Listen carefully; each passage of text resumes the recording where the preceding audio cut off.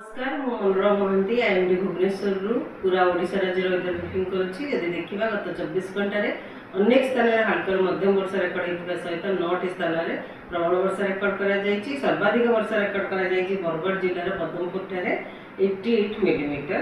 बर्तमान आमर monsoon trough T Digha मध्य cross कर सहित गोटे ट्रफ अच्छी जोटा कि उत्तर पूर्व बंग अरब सागर उत्तर पश्चिम बंगोपसागर पर्यंत लंबी आम ओडिशा मध्य देखी जोटार कि जोटा विस्तार रही 1.5 to 5 किलोमीटर उच्चता पर्यंत विस्तार आम समुद्रपटन ठार।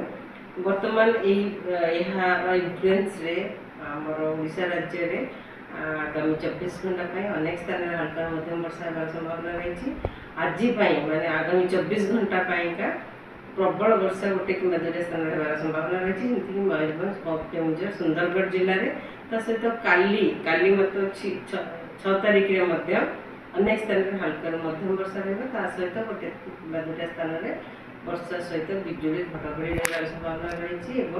बिजुली घड़घड़ी समय झटका पवन 30 ରୁ 40 किलोमीटर पर आवर रही संभावना रही। 7 तारीख रे 7 तारीख और 8 तारीख रे किसी स्थान में हल्का मध्यम वर्षा रहा सहित बिजुली घड़घड़ी और झटका पवन 30 ରୁ 40 किलोमीटर पर्यटन रही संभावना रही। आमर उत्तर अभ्यंतरण ओडिशार उपकूलवर्ती ओडिशार किसी जिले में बिजुली घड़घड़ी सहित वर्षा होगा संभावना रही से येलो वार्निंग दि जाइए बिजुली घड़घड़ी। 9 तारीख में अनेक स्थान में हल्का मध्यम वर्षा होगा संभावना रही और राज्य में सबू जिले में गोटे कि दुईटा स्थान में वर्षा सहित बिजुली घड़घड़ी और झटका पवन 30 ରୁ 40 किलोमीटर पर आवर रही संभावना रही। 10 तारीख में 11 तारीख में वर्षा कंटिन्यू रनेक स्थान में हल्का मध्यम वर्षा होगा संभावना रही।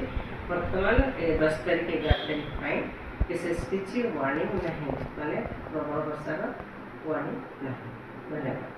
नुआ नुआ खबर जानिबा पई आमो एलएनटीवी को लाइक शेयर और सब्सक्राइब करंतु।